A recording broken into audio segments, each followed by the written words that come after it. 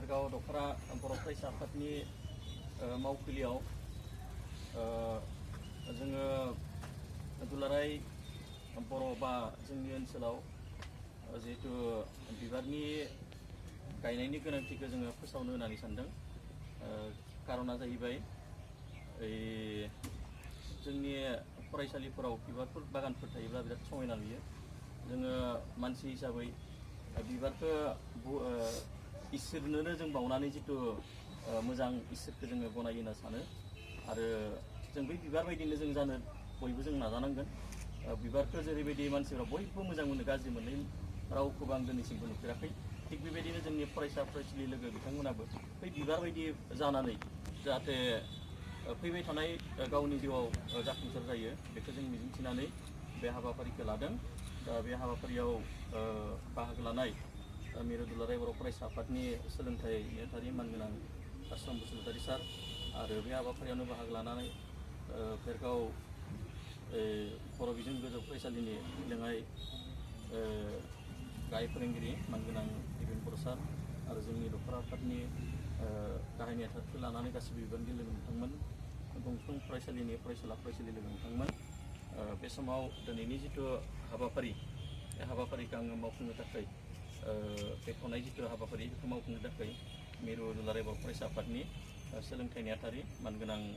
बसुमतारी सार बिथांखौ आङो खावलायगोन। बिनि सिगां आङो बिथांखौ फंनैसो बिबुंथि लाखिनानै बे हाबाफारिखौ मावफुंनो थाखाय खावलायगोन। भेरगाव दखरा दुलाराय बर' फरायसा आफादनि आफादगिरि आरो बे हाबाफारियाव बाहागो लानाय गासैबो फरायसालिनि दैदेनगिरि बिथांमोन आरो मिडियानि दैदेनगिरि आरो फरायसा लोगो नोंथांमोन। दा भेरगाव दखरा दुलाराय बर' फरायसा आफादा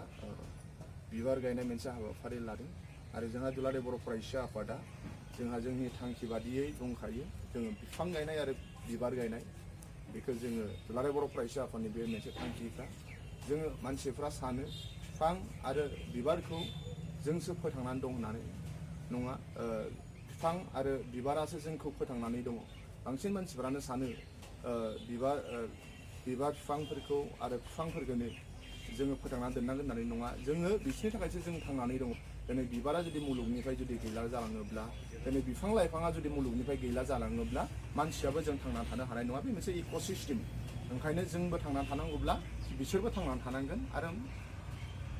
जोङो दुलाराय बर' फरायसा आफादा मिरु मावख'निफ्राय लानानै मोनफ्रोमबो जाहाथे अफिसफोराव जाहाथे साब सिखोन बिफां लाइफां गायनाय आरो बिबारा जोंनो जाहाथे नांगौ आरो साफा मानसि हिसाबै थांना थानो थाखाय गोसोआ मोनसे साफा जाग्रोनांगोन। आरो बिबारफोरखौ नुयोब्ला, बिफांफोरखौ नुयोब्ला मानसिनि गोसोआबो साफा जायो, खामानि मावनो आरो बिनिफ्राय जों बांसिन इनार्जि मोनो। बेफोरनि थाखाय भेरगाव दखरा दुलाराय बर' फरायसा आफादा दिनै मावख'आवनो मोनसे बिबार गायनाय हाबाफारि लादों। जोबोद गोजोननाय मोन्दों बे हाबाफारियाव बाहागो लाफैनो मोननानै। आंबो पार्सनेलि बिबार आरो बिफांखौ जोबोद मोजां मोनो आरो मोनफ्रोमबो दखराफ्रा जाहाथे लाबावो आरो फरायसा बिथांमोनहाबो फरायसालिफ्राव गलाङोब्ला बिथांमोनहा बिफां गायलांगोन होन्दों। जोबोद मोजां मोन्दों बे खोथाखौ खोनानानै, जे मोनफ्रोमबो फरायसालिनि फरायसाफोरा गलाङोब्ला बिफां आरो बिबार जुदि गायलांनानै जुदि नेरसोन गालाङोब्ला बे जोबोद मोनसे इन्सपिरेसन आरो बेनिफ्राय सोलोंनो गोनां गुबुन फरायसाफोरा बिराद थाबावगोन। फरायसाफोरनिफ्राय खोनानो मोननानै बे बाथ्राखौ जोबोद गोजोननाय मोनबाय आरो आंखौ जे फंनैसो बुंनो होनाय बे हाबाफारियाव बेखौनो बुंनानै आं फोजोबबाय। गोजोन्थों।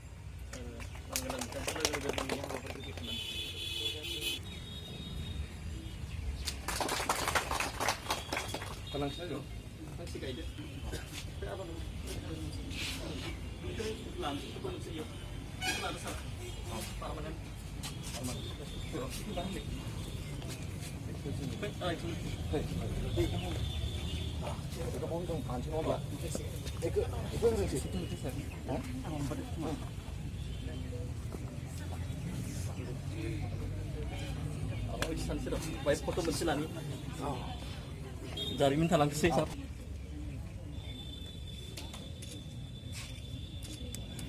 जाबाय फट' लानोसै र'। जाबाय। Thank you.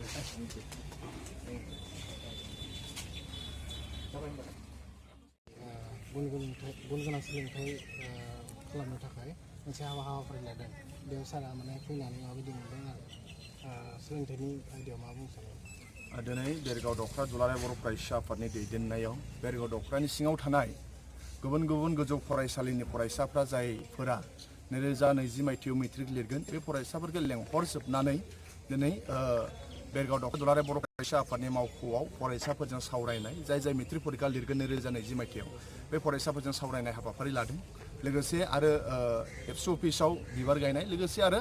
अर्गेनिक जि एबसु बेरगाव आनसलिक एबसुनि सिङाव जि हा दङ बिथांमोना गावनो मैगं गायनानै दानाय मोनसे अर्गेनिक मोनसे खालामनाय बे हाबाफारि लादों बे मोनथाम हाबाफारियाव बाहागो लानानै जोबोद गोजोननाय मोन्दों बे फरायसा बिथांमोनजों आं सावरायनो मोननानै जोबोद गोजोननाय मोन्दों बेरगाव ओनसोलनि सिङाव थानाय गोजौ फरायसालिनि फरायसाफोर जायबो मेट्रिक लिरगोन बे फरायसाफोरजों सावरायनानै बे फरायसाफोरा जोंनो मोनसे आसा होदों गावसोर नाजानानै रिजाल्टखौ साबसिननिफ्राय हामसिन खालामनो हागोन होननानै बिथांमोना जोंनो आसा होदों आरो बे फरायसाफोरानो जोंनि बर' हारिनि बयनिफ्राय देरसिन धोन बर' हारिया गेरेमसा जानांगौब्ला फरायसाफोरा मोजां जानो नांगोन बर' हारिया दावगानांगौब्ला बर' हारिनि बिफा बड'फा उपेन्द्रनाथ ब्रह्मनि साननाया जुदि मोगथाङाव जानांगौब्ला बे फरायसाफ्रा मोजां जानो नांगोन आरो लोगोसे दिनै बर' थुनलाइ सान जों दुलाराय बर' फरायसा आफादनिफ्राय साफ्रोमबो बर'नि दैदेनगिरि आरो बे बर' थुनलाइ दिनै जे बर' थुनलाइया दिनै जोनोम मोन्दोंमोन जायबो दैदेनगिरि बिथांमोनहा गोदो थुनलाइनि दैदेनगिरि बिथांमोनहा बर' हारियाव जे थुनलाइ आफादखौ नांगौ बिनि थाखाय बिथांमोना गायसननानै गालांबाय बिनि थाखाय दिनै बर' थुनलाइ आफाद थानायनि थाखाय दिनै जोङो बर' बिजों मोनबाय दा बै गेदेमा बिथांमोनखौ जों नोंसिनि चेनेलनि गेजेरजों साबायखर बावहरबाय आरो बर' रायजो राजानो साफ्रोमनोबो बे थुनलाइ सानाव गाहाम हामलायनायखौ जों दुलाराय बर' फरायसा आफादनिफ्राय जासिहरग्रोबाय दा फरायसाफोरा बिथांमोना जोङो कमिटमेन्ट होदों जों जोबोद गोजोननाय मोन्दों बिथांमोना एबसु अफिसाव फैनानै जोंजों सावरायफैदों मेट्रिकखौ बोरै पास खालामनो हायो आरो बेजों लोगोसे बेरगाव बिद्यापीठ उच्च बिद्यापीठ फरायसालिनि लेङाइ गाहाय फोरोंगिरि बिथाङा जाय मेट्रिक परिखानि पेपार नायग्रा आरो कुइसन दानग्रा बिथांनिफ्रायबो फरायसाफोरा जोबोद मोनदांनो हादों मोनदाङै जोबोद नलेज मोन्दों बेखौ जोङो फरायदों दा फरायसा बिथांमोनखौ जोङो आफा बुंनावनो आर'ज खालामबाय साबसिननिफ्राय हामसिन रिजाल्ट खालामनो हाथों बिथांमोना गोबां फरायसाफोरा बुंदों सोरबा बिराद दिस्टा बहि प्रेक्टिस खालामबाय फोरोंगिरिफोरनि फोरोंनाया जोबजोब्बाय बे 2 मार्चखौ बिथांमोनहा गोसो होथाबनानै फरायगोन होननानै दा जोंबो दुलाराय बर' फरायसा आफादा 2006 मायथाइनिफ्रायनो आरो 2007 मायथाइनिफ्रायनो जों गुन गोनां सोलोंथाइ मावथांखि फोसावनानै खामानि मावबोबाय थादों जोंनो साबसिननिफ्राय हामसिन फरायसाफोर नांगौ गेदेर गोलाव फरायसाफोर नांगौ आरो बे फरायसाफोरखौ मानसि खालामनो थाखाय जोङो नाजागासिनो दं आरो साफ्रोमबो बिमा बिफाजों सावरायनानै बिमा बिफानोबो जोंबो प्रमिस होदों जे नोंनि फिसा हौवा नोंनि फिसा हिन्जावखौ मानसि मोजां खालामनायाव जोंबो बाहागो लाफागोन आरो बेबायदिनो बेरगाव दख'रा दुलाराय बर' फरायसा आफादनि दैदेनगिरि बिथांमोना फरायसाफोरखौ लाबोनानै दिनै सावरायनाय मोनसे हाबाफारि लादों आरो बे सावरायनाय हाबाफारिनि गेजेरजों फरायसाफोरा लाब जादों आरो बिथांमोनहा बिराद इन्टारेस्टेड मोन्दों बेखौ जों दिनै नुनो मोन्दों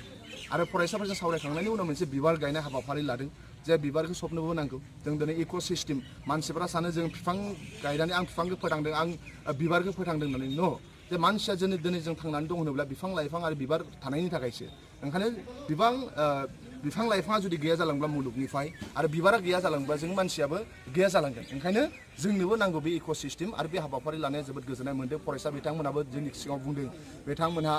फरायसालियाव बिबार गायबोदोंनो जायबो गलांबाय फेरवेल जाबाय बिथांमोना बिबार गायलांबाय थादों बिफां गायबोबाय थादों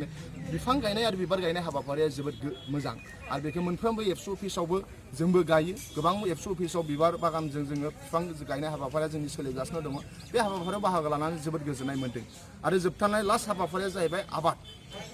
आलु गायनाय लाव गायदों आलु गायदों बिथांमोना गरसि गायदों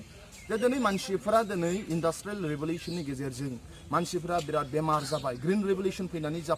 पान्जाबाव बिराद मानसिफोरा केन्सार बेमार जादों दिनै भारतआव 12 लाख केन्सार बेमार जानानै दङ आसामाव दिनै 30,000 केन्सार बेमार जानानै दं दा केन्सार बेमारा मानिफ्राय फैयो जे दिनै जोंनि जानाय खायद'फ्रा मोजां नङा मानसि हिसाबै थांना थानांगौब्ला जोंनि मोदोमाबो राफोद जानो नांगोन ओंखायनो मोदोमा राफोद जानो नांगौब्ला दिनै जोंनि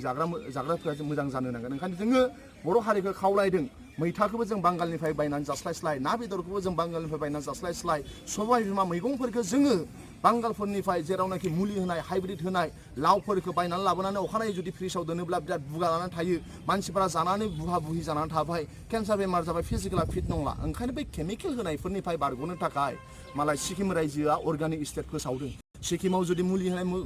मैगं नुयोब्ला मुलि बायोब्ला सिक्किम रायजोनि पुलिसफोरा दिनै हमो आसामाव अर्गानिक स्टेट डिक्लेयार खालामथ'वाखै अब्लाबो बर'फोरा मोदोमा फिट जानो थाखाय गावनि फिसा हौवा फिसा हिन्जावखौ लेखा गोरों खालामनो थाखाय आरो मानसिफोरा बेमारनिफ्राय गोजानाव थानो थाखाय अर्गानिक मैगं गायनानै जानाया मोजां आरो मानसिया जोंनि बर' न'खरफ्राव गोबां हाफोर थायो ओरैनो हाखौ जों मैगंखौ बाया मा होनो खालामा मालासिनो मैथाखौबो बांगालनिफ्राय बायना जायो आलुफोरखौबो जों गुबुननिफ्राय बायनानै जायो बै हाफोरा खालि दङब्ला एबसु अफिस जोंबो दुलाराय बर' फरायसा आफादा जोङो थांनाय 2 बोसोरनि सिगां जोङो गोबां आलु गायदोंमोन बिजनियाबो गोबां आलु गायो एबसुआबो गोबां जों माइबो गायो गोबां दखराफ्रा दङ दा बै हाफोर थानाय ओरैनो दङब्ला बेफोरखौ जाहाथे ओरैनो दोनामालासिनो एबसुफोरजों लोगोसे बर' हारिया